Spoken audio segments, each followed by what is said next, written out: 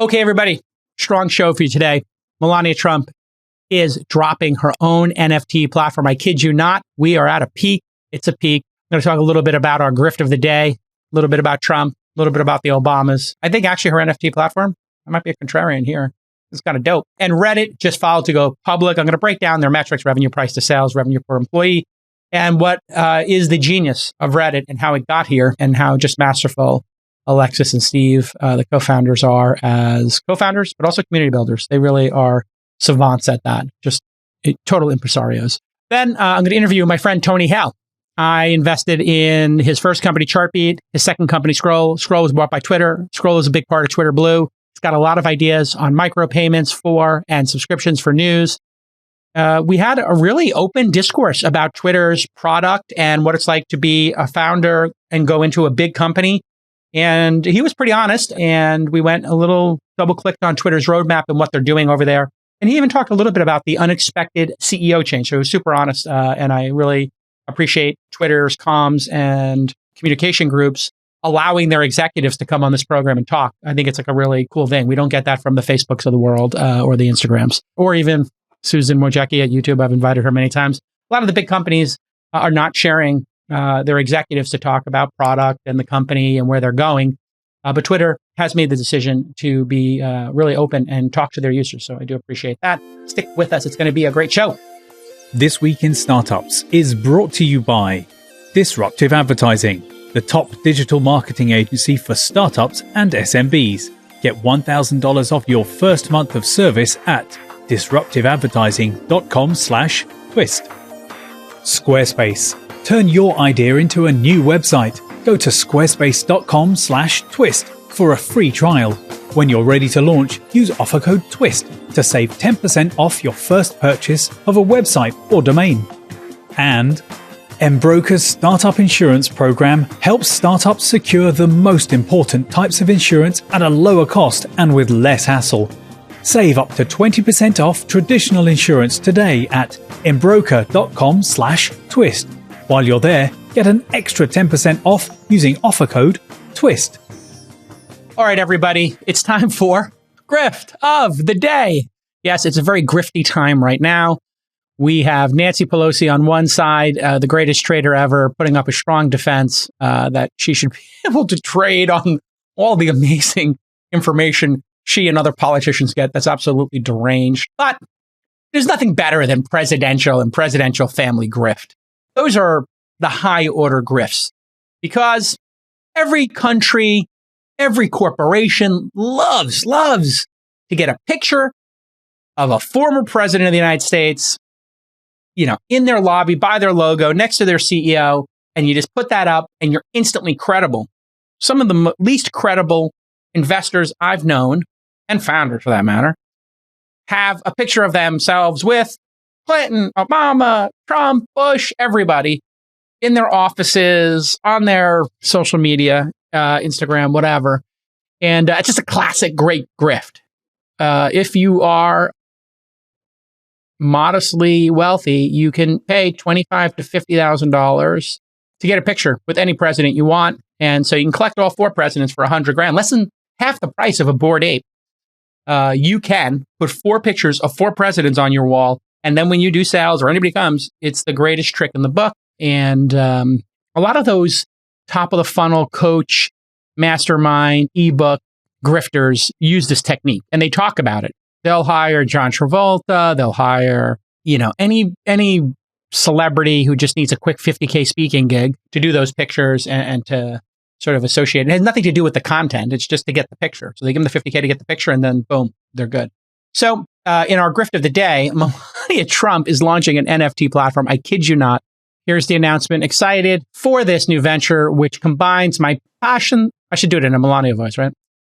Excited for this new venture, which combines my passion for art and commitment to helping our nation's children fulfill their own unique American dream to grift hard on Web3. I read that last sentence. The former First Lady tweeted a document from the office of Melania Trump stating the first NFT available for purchase, so this is going to be a series, will be called Melania's Vision, priced at one sol, which is $180 as of this morning.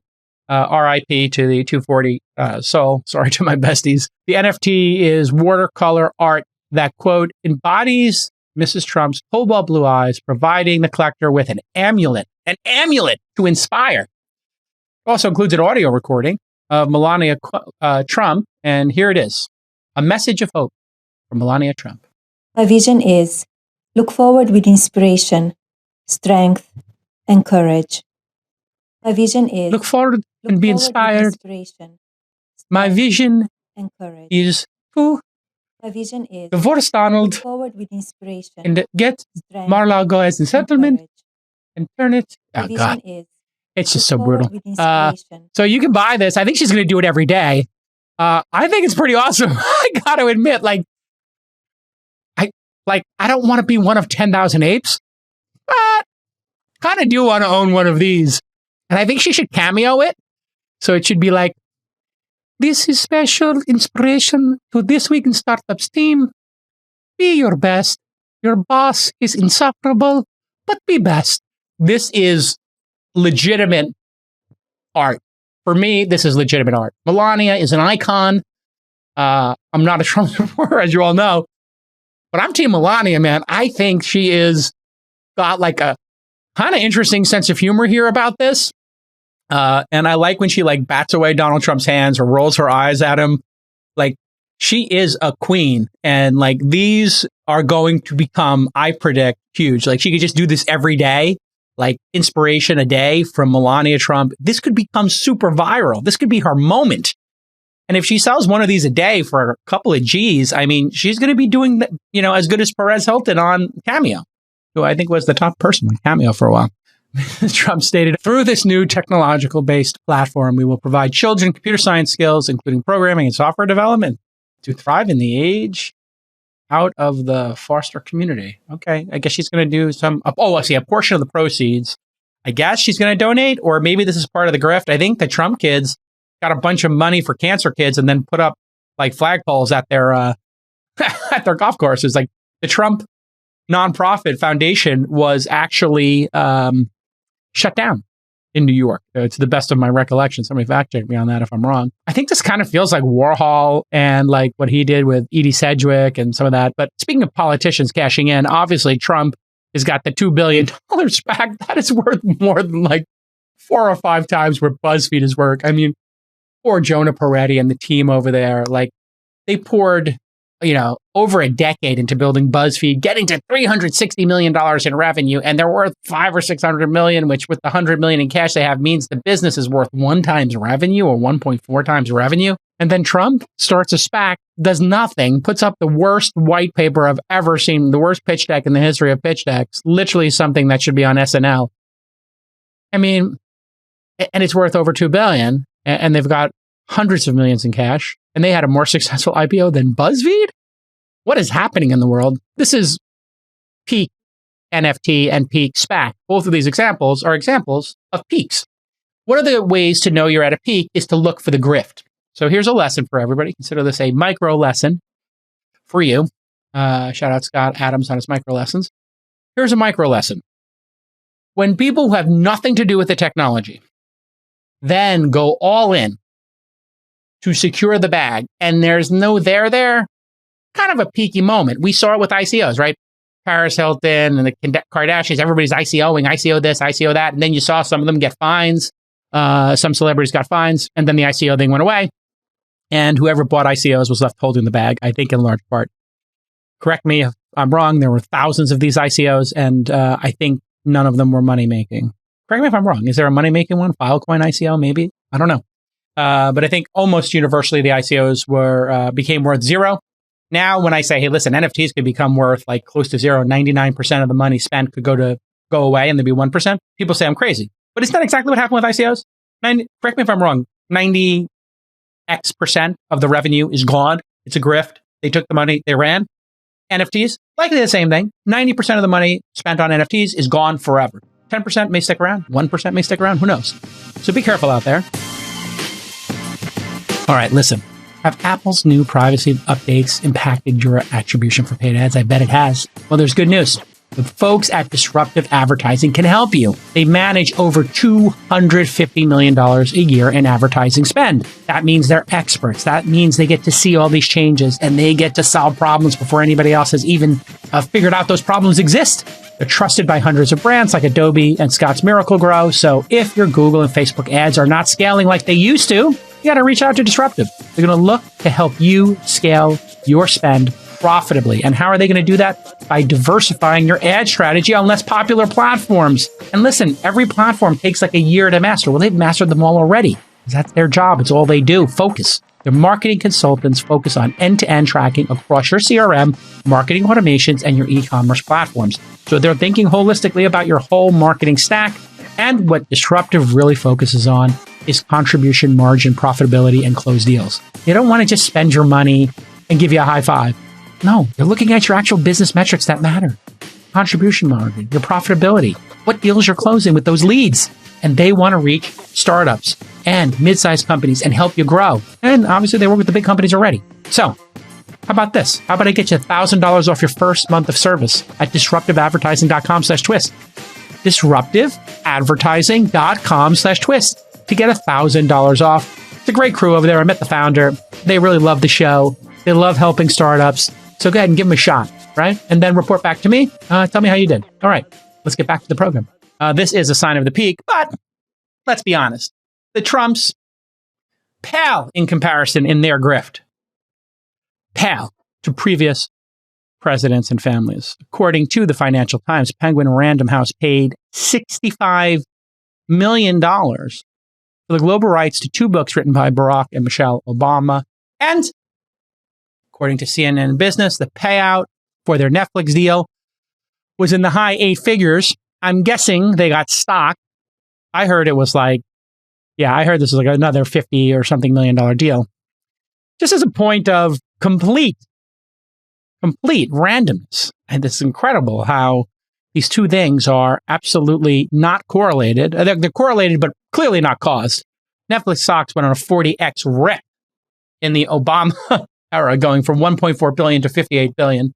It's obviously at 260 billion today. And Obama did a huge deal with them. These two things are obviously in no way related. And of course, over that decade, what was the number one issue for Netflix? Anybody remember what the number one existential crisis for Netflix was? Net neutrality. Net neutrality. Would they have to pay for all the bandwidth they were using on other people's servers? I wonder what the Obama administration's position on net neutrality was. I'm going to look it up.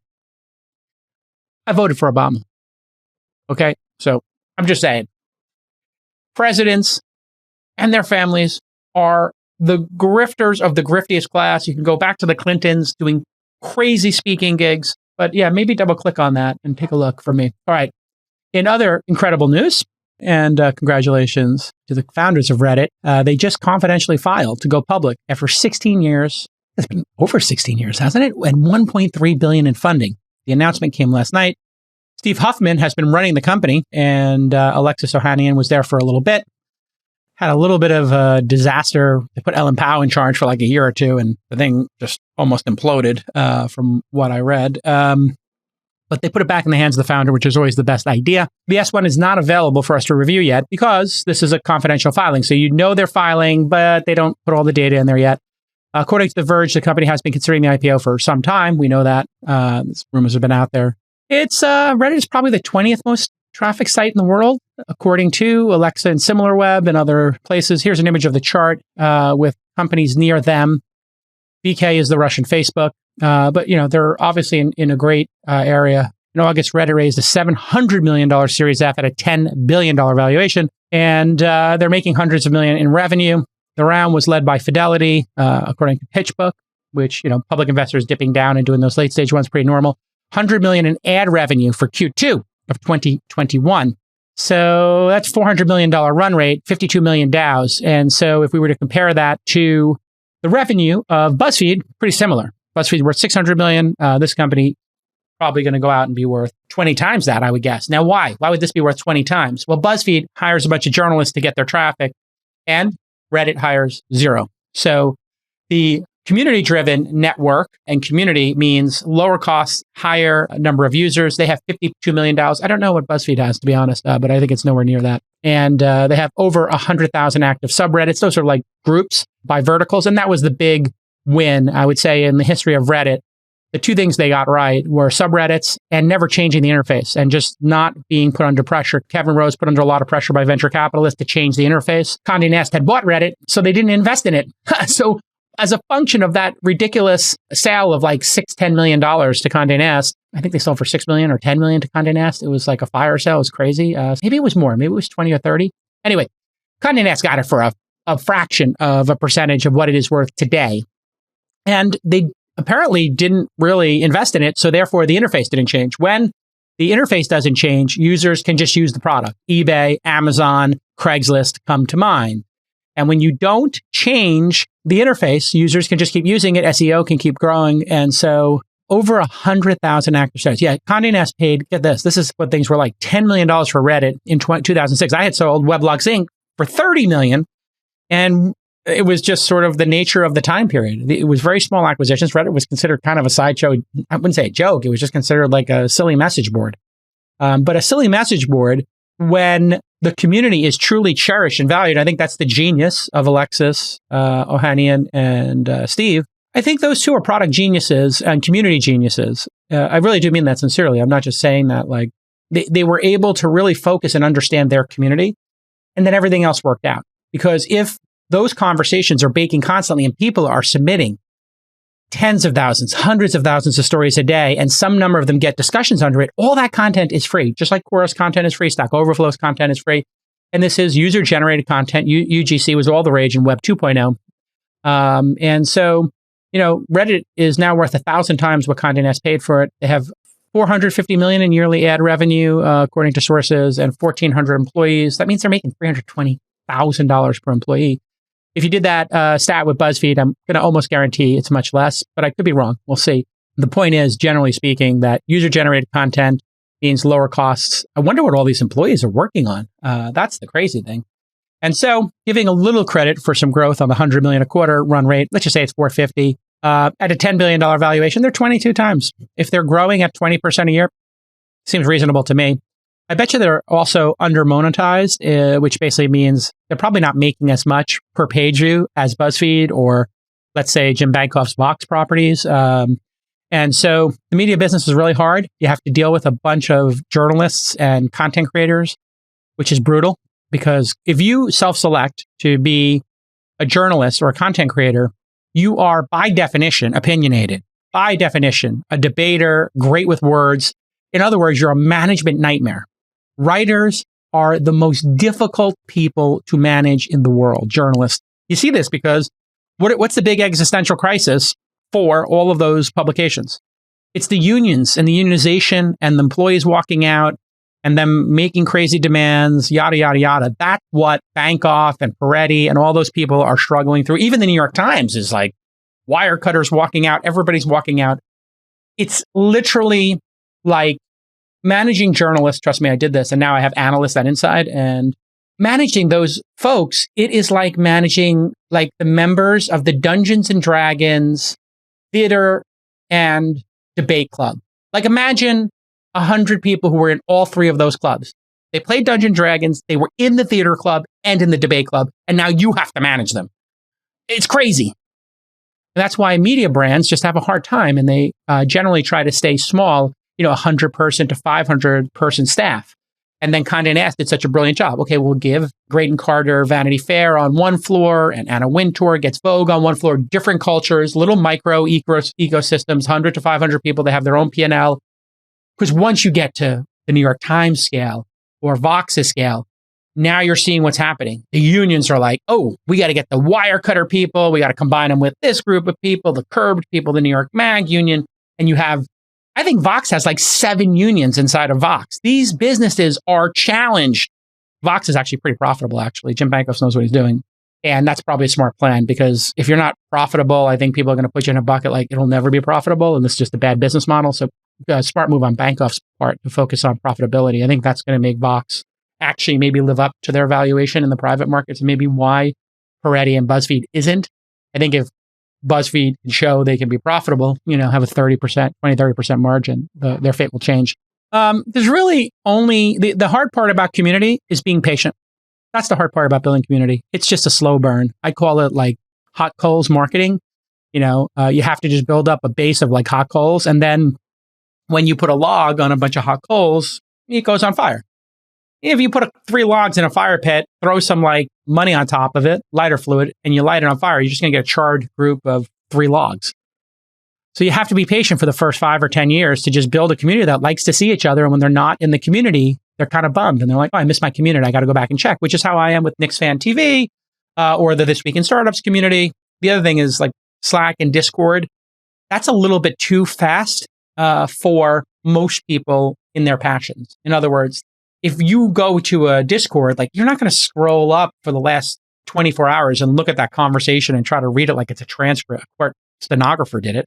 You kind of prefer the lightness and the ease of using a algorithmically based subreddit, right? It's just kind of a brilliant model. And so moderation is a slight problem. People making bad Reddits. Obviously, there's a ton of porn Reddits, and there were a ton of hate Reddits. They got rid of all the hate. I think they still have all the adult content, which I think Tumblr had adult content too. Twitter's got a lot of adult content. These companies have done a really good job of turning that off by default and then having the people who are making the adult content flag it. So if you're not flagging it, they'll flag it for you, I think is what happens. And so a lot of these are offshore. So there's 1,400 employees. I wouldn't be surprised if 500 of them are in the Philippines and Manila getting paid $1 to $3 an hour US, which is a great salary over there. Translates really well to a middle-class income from what I understand. And they're just trained, like this is porn. If it's porn, just label it porn. And so all that will come out. Maybe it's, 20 or 30% adult content. I'm sorry, I should probably use that word on some of these sites, Twitter, et cetera, but you don't see it.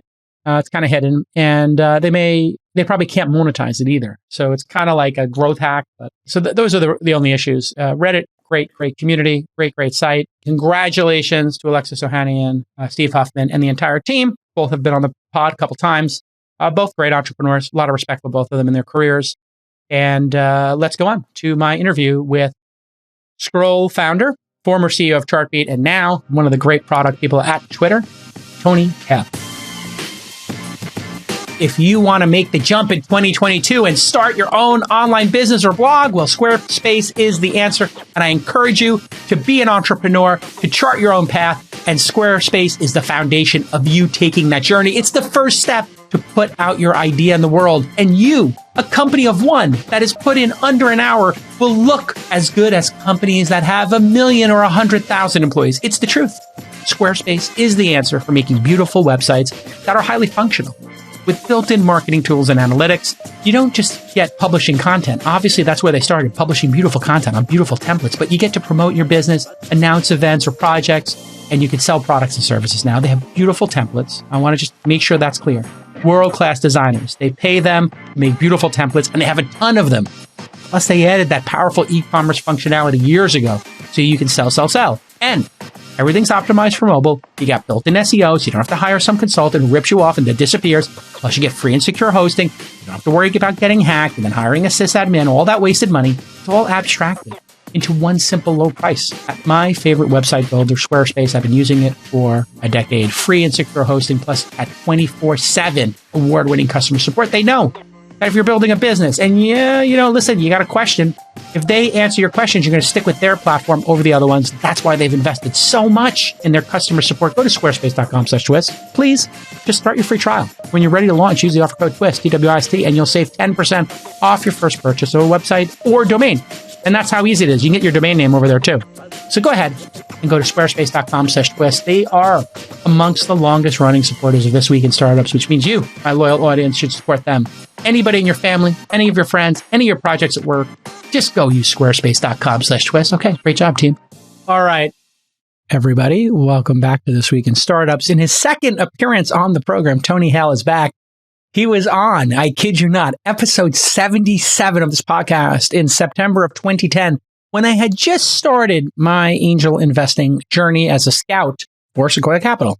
And one of those investments I made was in a little company called Chartbeat. How did I wind up investing in Chartbeat? Well, my friend John Borthwick was running his own little startup studio called BetaWorks. And he said, come see these 3 or 4 projects. And he had like 3 or 4 projects going on. One of them was Chartbeat. One of them was DevPost, a very cool site. And I said, okay, I'll take those 2 as if I was shopping. He was like, oh, that one's not available. This one is available. I said, either I take both or I take none. Because I knew that if he liked one and it wasn't available, then that was the winner. And he's like, God, I'm never playing poker with you. Okay.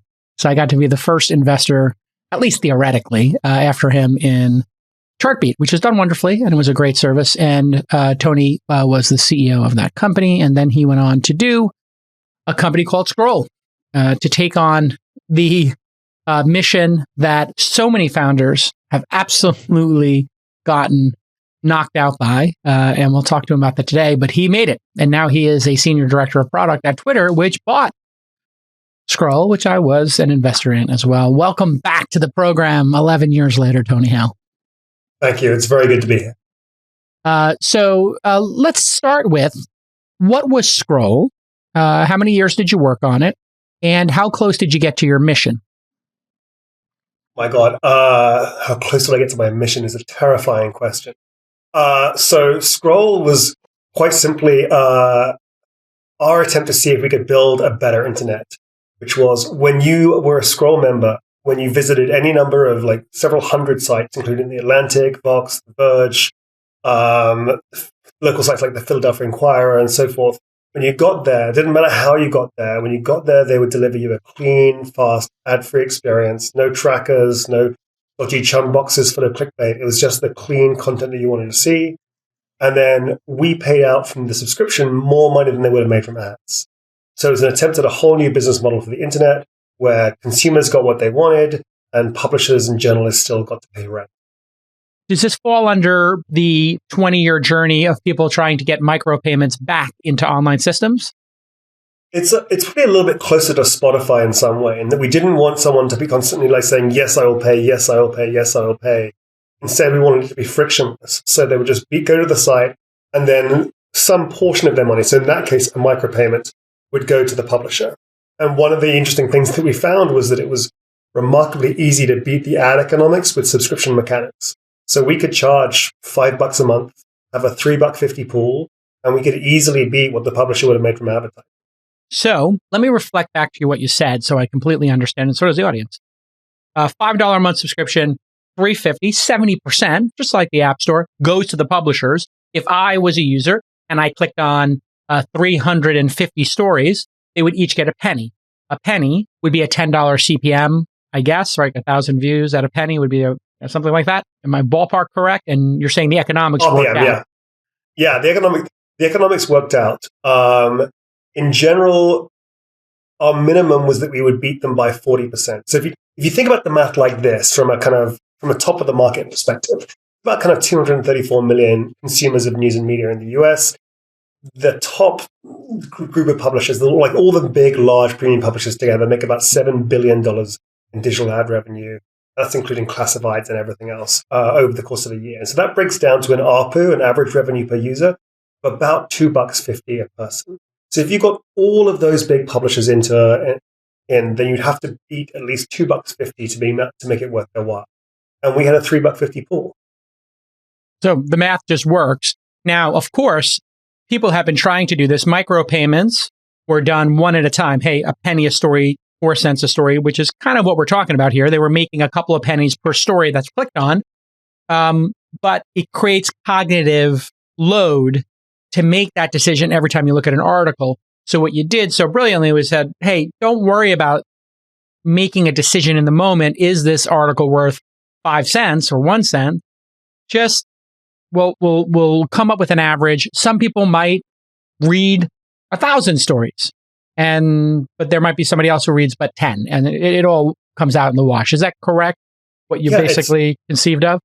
Yeah, it's very similar to the kind of discussions that Spotify had to have with the music industry back in the day, where they were saying, look, we have some people who spend $1,000 a year on albums, and you're going to charge them $10 a month to listen to everything. And the key was, if there's a bucket of people that's worth $10 million to you, and I deliver $15 million from that bucket. So yes, some people will have more, some people will have less, but the total yield is going to go up. Now, This didn't work previously. People had tried it in the 90s. They tried it in the 2000s. You must have studied all of that.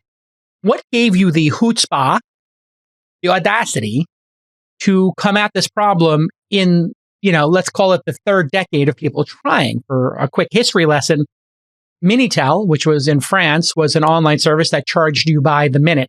Therefore, if you were on a news story from Le Monde, you would be charged some percentage of your online time. The same thing happened on Prodigy and AOL in the early days. You were paying $3 to $5 an hour, and they would give a percentage of that to whoever was running the chat room or content or video game experience. So what gave you the audacity to try this? And then what was the reaction when you went to investors? Mine was crazy, let's go. But I'm that kind of guy. But what was the reaction and what gave you that audacity? So you're right, there's a ton of corpses in this particular graveyard.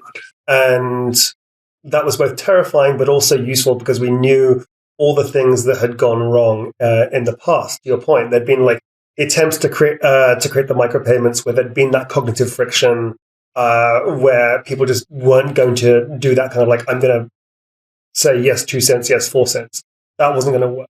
When people had tried to do this as their own separate silo, when they tried to do it in an app, and they'd basically said to people, hey, you can have this experience, but now you have to change everything about how you discover content to use it.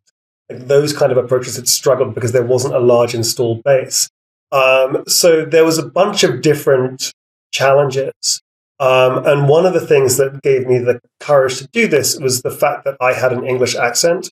And so I thought I'd be more persuasive to publishers than people in the past. And it was also one of the kind of big questions about how you approach this kind of problem, which is you're effectively got two sides. You've got consumers and your publishers and trying to bring them together in some kind of like quasi marketplace. And which side to go with first is always a tricky question. And a lot of people in the past had tried to go by saying, like, I'm going to build up a user base around this, and then I'm going to go and do content deals. And in fact, AdBlock Plus had tried to do something with Flatter, which was their only kind of attempt to do this. And in each one of these situations, that there was a lack of trust because they'd started by like effectively taking money away from publishers and from the people creating the content. Hilarious. Yeah, so it was like, you've been screwing us over for the last 5 years, and now you want to do a deal? No. So one of the decisions that we started with was we were like, okay, we know pretty much everybody in publishing anyway, because I've been working with them for the last 7 years as CEO of Chartbeat. We could test this idea with a bunch of people, and we knew we wanted to start in a kind of ethical, scalable way. So we started by doing the deals with the publishers and making sure the model worked. And that kind of gave people a little bit more confidence, where previously people had not been able to get publishers to do these deals. We were the first to really get this kind of deal done. And let's be honest, publishers over the last 5 to 10 years have been suffering. They've been losing the ad race to Google and Facebook, which have better products for advertisers who are trying to reach true scale. Now, if you're trying to reach a niche audience, sure, one of Jim Bankoff's Vox publications might be better, or a specific section of the New York Times might reach your specific niche and you want to be associated with it.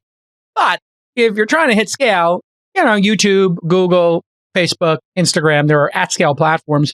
So they were willing, over the last 5 years that you were running Scroll, they would be, 4 or 5 years, they would be willing to take a shot right now, right? They're like, hey, if it works, it's all upside for us. There's no downside for them, right? This was one of the things that was critical for us. It was making sure that we could make it a win-win from the beginning. And you're right, like the word on everyone's lips was revenue diversity, because they could see what was happening with the ad business. They could see like reports coming in where it's like 85% of digital ad spend is going to 2 companies. They're like, we're not one of those 2 companies. We have to do something about this. And so there was a desire for revenue diversity. And the critical thing was also avoiding the notion of cannibalization. We effectively worked a little bit like programmatic advertising. You came to the site, and instead of there being an auction between advertisers, we were just bidding the most for that person to deliver a particular experience. And instead of it being a Mercedes ad, it was a clean, beautiful page.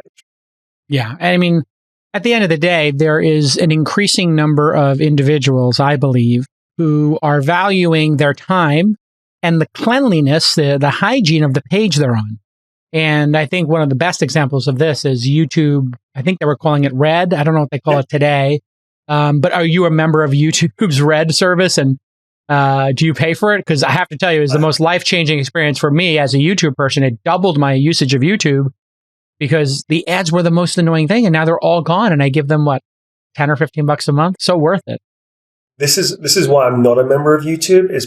Red is because if I was, I would also double my usage of YouTube. And right now that would get me in a tremendous amount of trouble with my family. So thus far, but it's that same thing, yeah, which is like people will pay a premium either for experience or access. And so for us, it was like, okay, we can make the economics work around the experience in a way that could make the world a bit better. And maybe we were naive to dream about these kind of things, but that was the dream. It was always like, can you make the internet the way it always should have been, where payments and like my Web3 friends will tell me about this all the time. Payments have been the missing infrastructure of the web. Yeah. So we were like an initial kind of like attempt at that.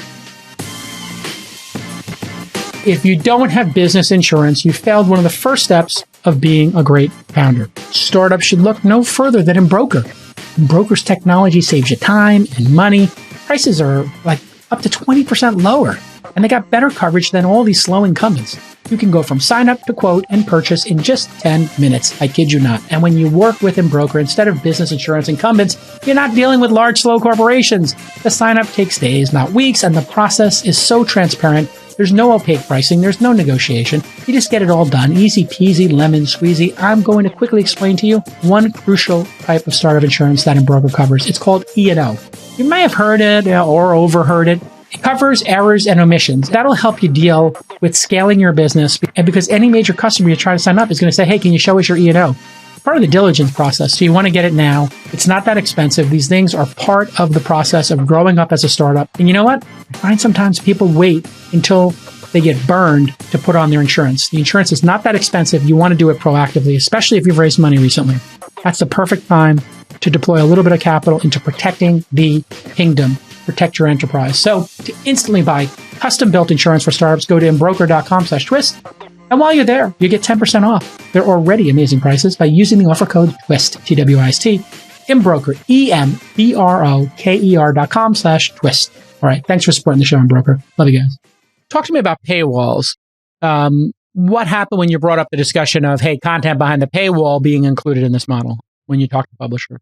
So paywalls are the most important and also area for publishers, and also the area where they get most terrified. Yeah. And quite rightly so. Like they've seen so many of their kind of like revenue models being taken away by platforms, often with kind of arbitrary decisions at times about like how these things are. We've seen what happened with like Facebook and video. We all remember Google and Panda and all of these things. So keeping that relationship sacrosanct has been critical. And so one of the things that was super important for us was to show that we weren't kind of cannibalizing those paywall subscriptions, and that we're finding a way to be able to deliver this experience in a way that didn't stop them from subscribing. And actually people, because they were getting a better experience, started caring about the content more and started kind of converting more.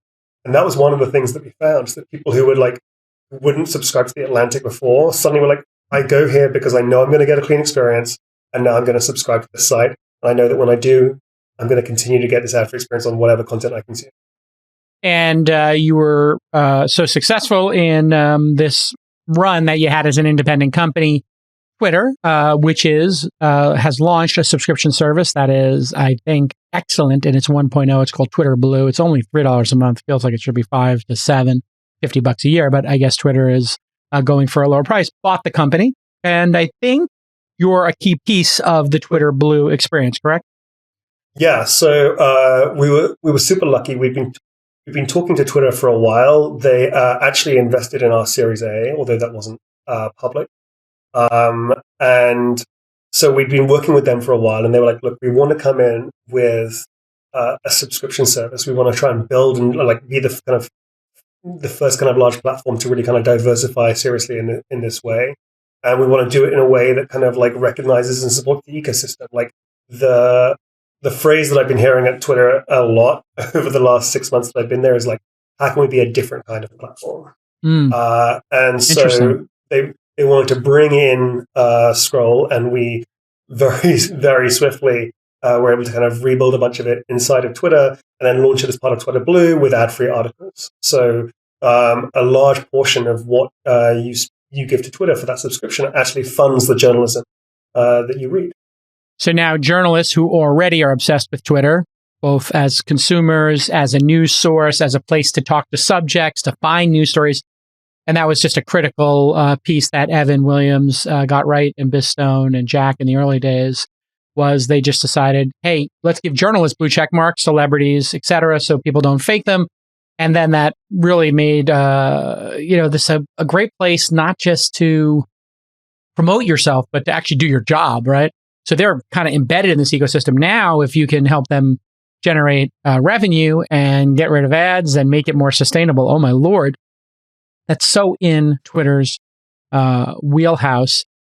So is the service essentially just ported over now and all the publishers get to experience this again?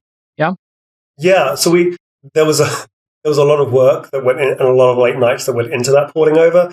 And we were also lucky enough that we were able to kind of expand the team and add some more people on the partnership side as well. And so we were able to bring in sites like the Washington Post and the LA Times. And there's a whole bunch more launching. I wish I could say just now, but give us a couple of weeks around this, who were able to kind of augment even what we built at Scroll. So, and Twitter Blue, of course, is not just ad-free articles. There's a bunch of amazing other features involved in it. But this is the one that's close to my baby. That one and Top Articles, which was for the Nuzzle fans. We brought that one back. Where do you find that in the interface? I didn't see Top Articles in the interface. So if you go to the left, if you click on your profile picture in the app, and you'll see Top Articles in the yes, I did see this. Yes, this is going to wind up in the main navigation or maybe on the Explore page, I think, right? You're just being tested there. So one thing you can do with this is with Twitter Blue, you also have the ability to customize your kind of bottom of the app nav. And so I just put it there directly in the center. It's that's one of the things I love about it. Got it. And that's amazing. The team, Kristen Tucker was the PM on that. Whole bunch of engineers and designers worked really hard to kind of build this kind of homage to Nuzzle in 6 months.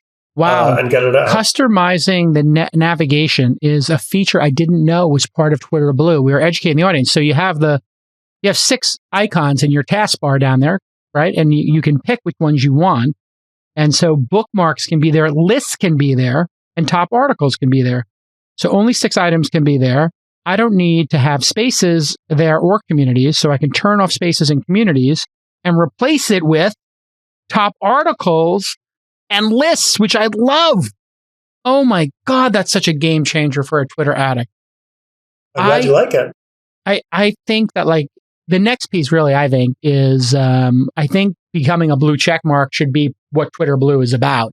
Is now that you know my name, you have my credit card, I can be verified as anybody. And that would turn what is a cost center now into a paid center. So is there any movement on that internally, or do people talking about that?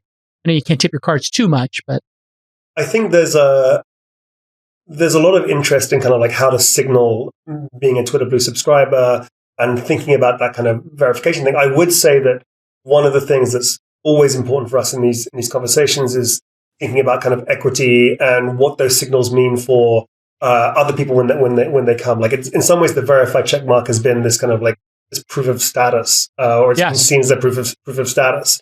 And if you can just kind of buy your way into that proof of status, we don't want to see bad actors leveraging that or other things. So it's identity and verification, all these things. I came in and I was like, how about this idea and this idea? And people were like, yeah, we've been thinking about this for 6 years, and we have these challenges that you have to go away and solve before you can do it. So it's definitely an area of interest, but I think we always want to be cautious about anything where the imprimatur of the platform might denote something that's not necessarily there.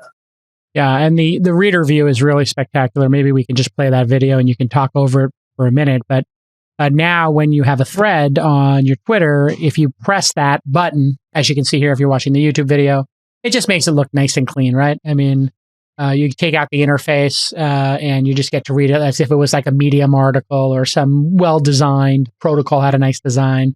Just like a beautiful designed web page almost, yeah?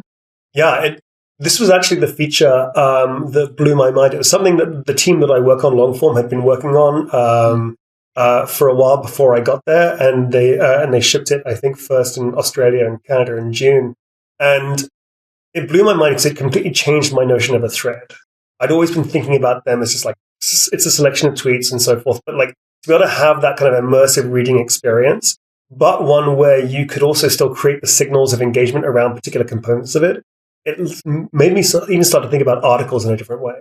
And so I think one of the things that if you're thinking about kind of areas where we're trying to go with Twitter Blue, it's certainly around notions of kind of more control, more customization, but also really trying to think about that content experience across the board. So like what Top Articles does is it really kind of doubles down on that notion of time well spent. You can kind of see in a flash, like the most important things in your story. With reader mode, suddenly you can be just immersed in one voice. And that's the kind of critical thing for me. You're going from a timeline of 1,000 voices to one voice. And when you're reading one voice, you just want to be able to focus. And so that's all a lot of these features are kind of focused around. It's like when you go from 1,000 voices to one voice, how do we make that experience like the most Zen-like possible? Yeah. And, the MAUs and the revenue quarter by quarter, Twitter doing quite nicely. And I think the product velocity since Kayvon took over Bakepor, who was the head of product, he was on episode 1225. It feels like Twitter was very concerned, you and I as users, before you were there. We were like, they're very precious about the interface and doing experiments. And now it feels like something happened in the last year or two, and I think it's Kayvon, that there is an open-mindedness to experimentation here now, yeah? So I think there's a couple of things. It's important not to underestimate just like during those kind of dark periods where it felt like Twitter wasn't doing much, just how much work was going behind the scenes to kind of put the infrastructure in a place where we could now do this. There was a tremendous amount of work from people very thanklessly like rebuilding and modularizing infrastructure and making it even possible to build one thing over here without having to touch every single other piece of the stack. So there was a tremendous amount of work there. Then also, I think there's been a willingness to kind of to drive faster and explore and experiment and also to kill experiments. Like one of the things that really kind of like made me feel very good about Twitter when I joined was we experimented with fleets, didn't get to where we wanted to, and so we killed it. And that's exactly the kind of product decision making that I want to see out of a company. It's like, we're going to experiment. We're going to like go hard on the thing. If it doesn't work out, we're going to kill it. Try something else. I was literally about to bring that up, is that the fleets experiment was like, okay, people are just putting their tweets in fleets. It doesn't make any sense. And that space up there works so much better when you see spaces there.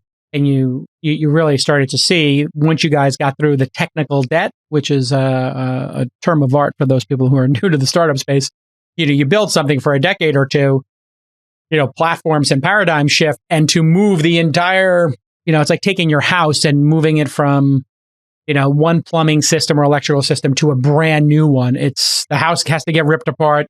The house is a bit messy. You can't work on other projects when you're ripping up the floors and putting, heating under the floors. But when you put the heating under the floors, you put the solar in, all of a sudden your house uses half as much electricity, but you do have to pause for the cause. Yeah. Yeah, that was exactly it. And it's been fascinating to be on the inside now and to understand and see all that, because I was the same. I was the guy outside going like, what's happening with Twitter? And now I get it. And so big CEO change. How has that been? And tell me about the new honcho, the new head honcho, as it were. It was all a bit of a surprise, I think, to all of us. It happened on a day of rest, which became less of a day of rest. We're like once a month throughout the pandemic, we've been taking a day off as a company just for like mental health. And it's actually been a really nice, thoughtful thing for people to do, just to be able to take a step back.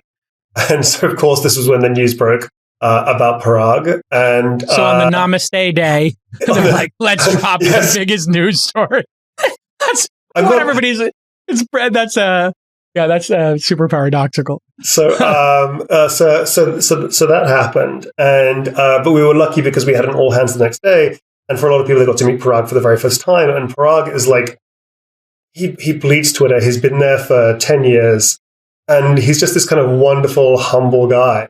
And I think like he won a lot of fans on that day, and immediately kind of like going in, making decisions, and kind of really putting a stamp on the company. So it's very early days. I'm super excited to see what he does. I just love the idea that somebody who was he the head of engineering previously? CTO. Yeah. CTO, right. So I think maybe that was his first title. It was like a VP of engineering, then CTO. What's really great about that is, the critique of, Twitter in its early days was, maybe Ev and Jack were product guys, but the tech wasn't as strong as it needed to be. We just talked about technical debt getting built up.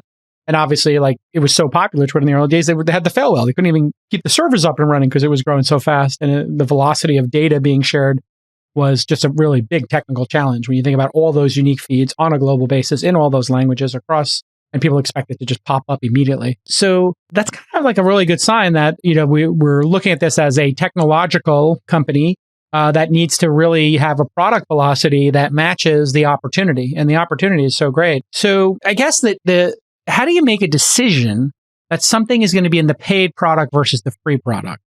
Maybe you can walk us through in a big company when you say, hey, the edit button, right? Like I have the undo button now because I'm playing for Twitter Blue. Undo button, game changing, delightful. You have to figure out how many seconds to do because sometimes you want your tweet to go out immediately. Other times you would love a minute, but a minute means like you might have 6 or 7 tweets backed up. It's a little bit of a weird experience. So I think I put it at 20 seconds or something. And now I reread the tweets and then I hit send if I feel, so it's almost like having 2 send buttons, like a review button and then a publish button. But in that example or other examples, what is the thought process as a team of give it to everybody, make the experience better for everybody, or incentivize people to join us on this Twitter Blue journey? Yeah, I think it's a fascinating question, and I totally hear you on the undo tweet thing. For a lot of people, it's about catching typos. For me, it's very much a question of, do you really want to tweet this level of snark, or yes. should you just be nice? And it's kind of like good Tony and evil Tony on my shoulders trying to. I want to see evil Tony's drafts. I want to see the drafts from the. I went through my draft folder at one point, and I was like, "Ooh, it was dark in here." I'm going to get that. That's going to get buried in my coffin with me. That's never coming out. I think so when I think about the kind of products that we look for, obviously the group that we care about or that we're focused on right now from a Blue perspective is kind of super users of Twitter. And super users of Twitter are not necessarily like everybody else. We do weird things. Describe the super user. Actually, I think that's a good point because a lot of people will push you, hey, bill for the lowest common denominator. And then other people say, hey, you got to really understand who the tip of the spear here is. So when you think about that tip of the spear, what is the profile of a Twitter top 10% user? So what's interesting is there's obviously people who are heavy tweeters. But the thing that's fascinating to me is the people who are like heavy non-tweeters as well. There are people who are obsessively using Twitter who just don't tweet that often at all. But use it for a variety of reasons. And you get this kind of weird kind of prosumer group as well. It's like people who are like, for journalists, we were talking about journalists earlier. Yeah. Twitter is their LinkedIn. It's their professional network. It's how they get seen. It's their work. For other people, this is it's their watering hole. All right. It's like kind of their place to hang. Yeah. So it has a variety of different kind of user groups. And so one of the things that we try to think about when we're thinking about features for Blue, and this is kind of how Sarah Bagpour and Smita Gupta, who are the kind of along with Abhijit Mehta, are the kind of real heroes and leaders of Blue. They talk to me about the kind of notion of niche features that are not all of the several hundred million people who come to Twitter on a kind of daily basis are gonna care about, say, bookmark folders. It's not necessarily something for everyone, but for a group of people, that is the biggest damn deal they can imagine. And so when we think about a lot of these features, it's often about what is something that is super valuable to a particular niche, but doesn't really have an impact on the general population of the audience. So we think about those things. And then we also thought about, and for example, even top articles. Yeah. Top articles is great if you're like you and me and we follow a whole bunch of people and we want some way to be able to kind of sort through the stream. If you follow 50 people, it's not as good. Yeah. And so there are those kind of factors that kind of feed into feature choice. And then there are the ones like ad-free articles, which would be great for everybody. but we made a very clear decision that we wanted to fund journalism. And so funding journalism, that money has to come in before it can go out. All right, paywalls. This is the holy grail. There's got to be someone who has a paywall business. Insider seems to be, Bloomberg seems to be going for it. There's an Atlantic seems to be going for it. Can I give you $10 a month like I do with Apple News at some point to just not have to? For me, it's just even about logging in. I have a login to a lot of these. I just want it to be seamless and easy breezy. And so I'm more than willing to pay $10 a month to just get 100 articles, 10 cents an article. I would pay for, like, on a consumption basis, I pay a flat rate. Is that going to work? Is that going to happen? Do you do it by, just piecemeal? What's the strategy there? I think there's a bunch of different things that we can do to make that experience better. The first one, which is in some ways the simplest one to do, is if you're already a subscriber to a website, just make sure that you're logged in when you get there. There's nothing more frustrating than when you're subscribed to, say, the Washington Post or the Atlantic or wherever, and you hit there and you're like logged out, showing me the paywall. I want to throw my phone across the room.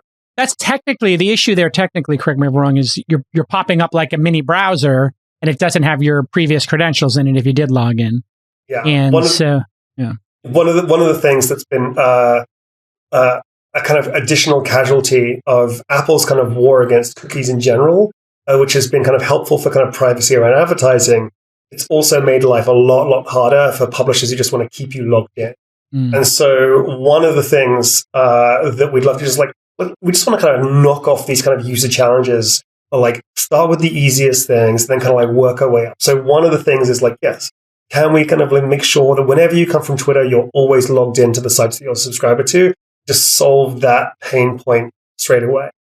Secondly, it's like, can we do things where it actually makes economic sense not to get rid of the paywall, but to move the paywall back?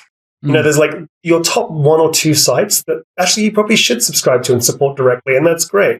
There's a whole ton of other sites that you're never going to subscribe to after that, that you're only visiting like 2 or 3 times in a given month, and you're still getting frustrated by that paywall. So that's clever.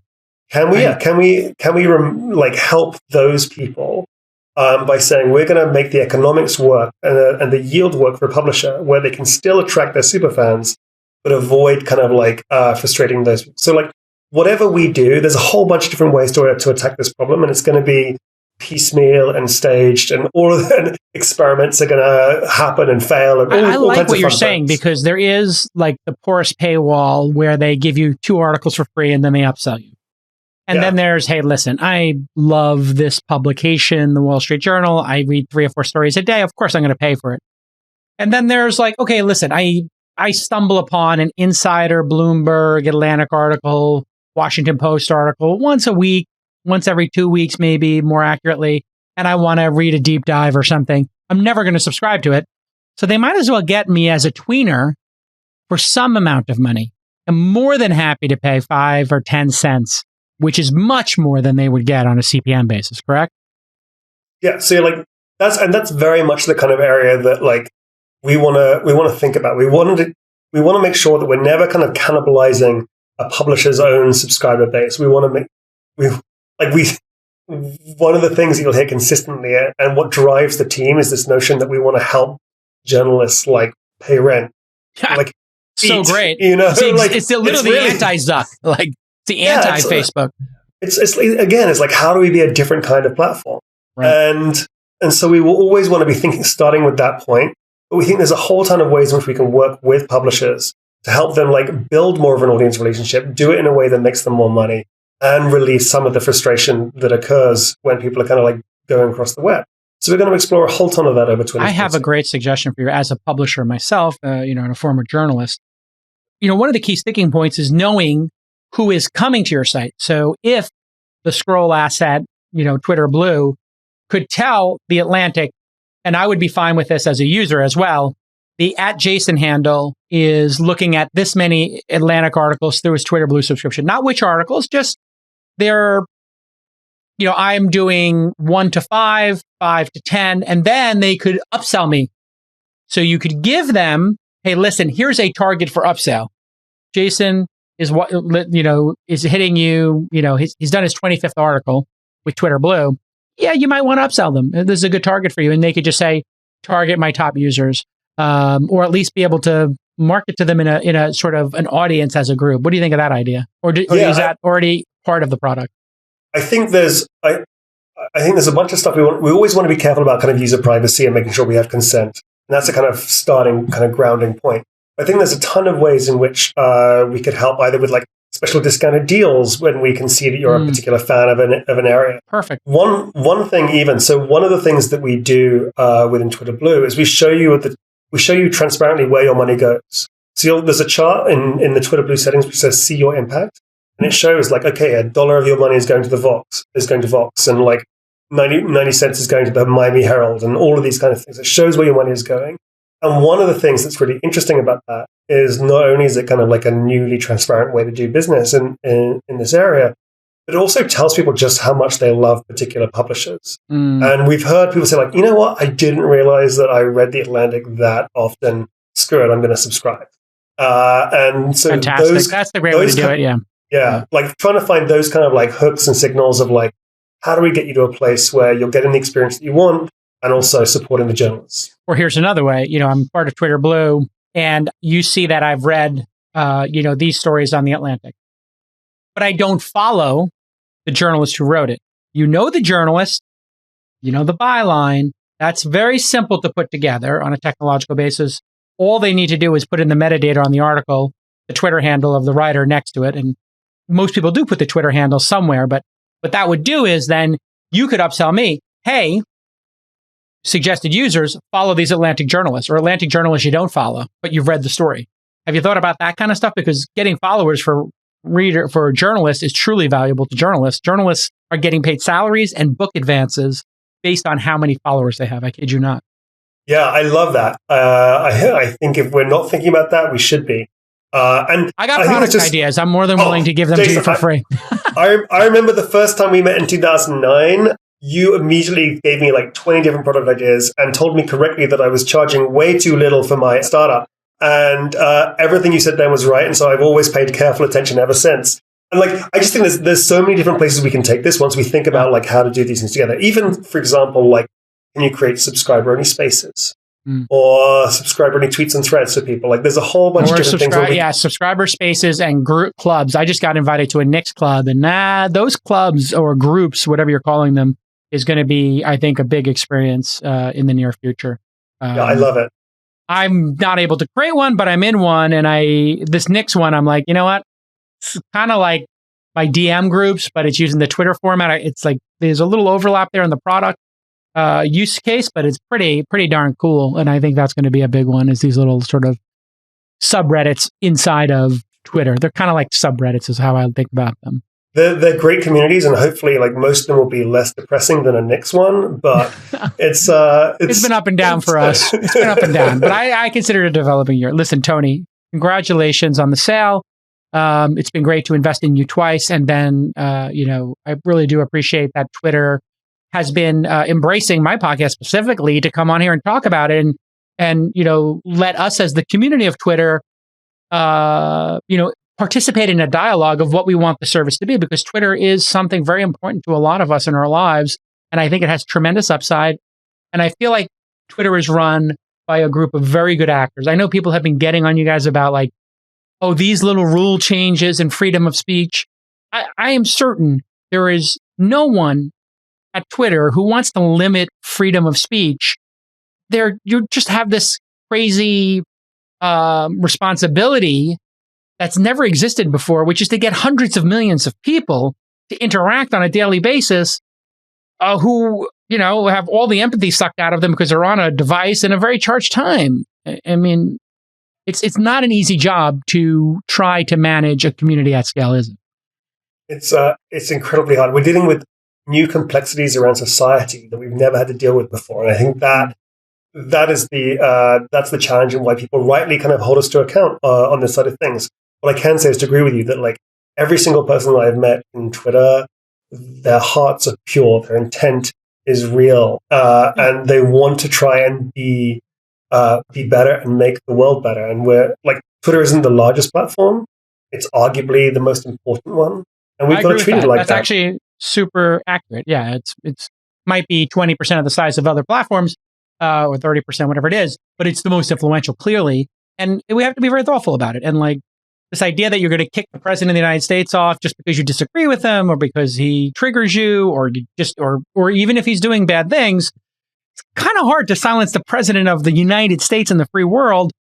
And then also, if the person is actually inciting violence, I'm not going to make you comment on any of this, but I can speak my opinion here. I know that, you know, you have to be careful because whatever you say could be re-aggregated by somebody, speaking of the news. But, you know, it's a very delicate decision. I happen to think Twitter did a good job at it. If somebody's inciting violence, that's clearly against the rules. You can't get away with that. If somebody has an opinion you don't like, okay, grow up. You have to deal with that. That's part of life. And it's just not easy. I mean, and I think the Trump situation is such a wild card that it's almost like what I told people is like, if you're thinking about how to design a social network and then you put Trump in, that's like the trolley car problem. You're aware of the trolley car problem, like where it's like the trolley can kill like the baby being pushed by mom or 8 adults. Like, who should suffer more in this crazy situation? Like, that's Trump in your social network. It's like, there's no winning here. This person's act is just chaotically tweeting all day long. There's no winning. Listen, it's been great to talk to you. I will not make you comment on. Just as your friend, I will advise you to not comment on the Trump situation because you'll be. See me starting to sweat profusely here right now. No, I mean, the problem is like, I just got off an interview about Theranos with a journalist, and they're just the framing of every question, the gotchiness sometimes.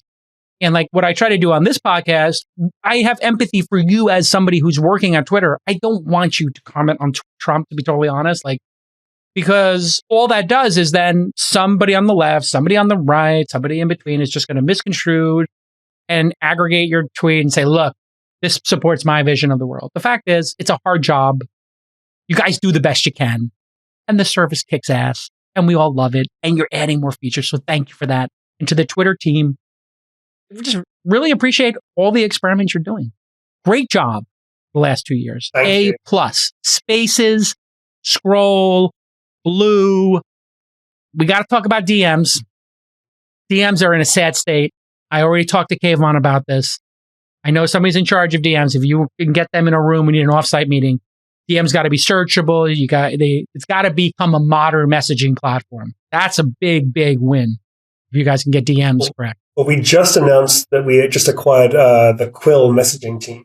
What? I didn't know that. Well, I think it was last week we announced that. And so I think praise Jesus.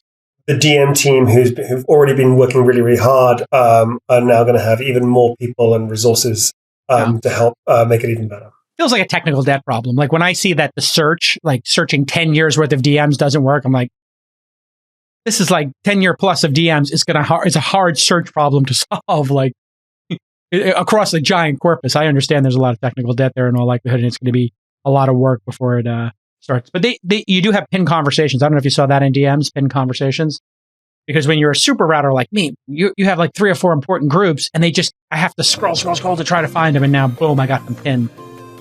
Great job. Yeah, I love that feature. All right, listen, I'll talk to you soon, brother. Congratulations, and we'll see you all next time on This Week in Startups. Sign up for Twitter Blue. It's awesome.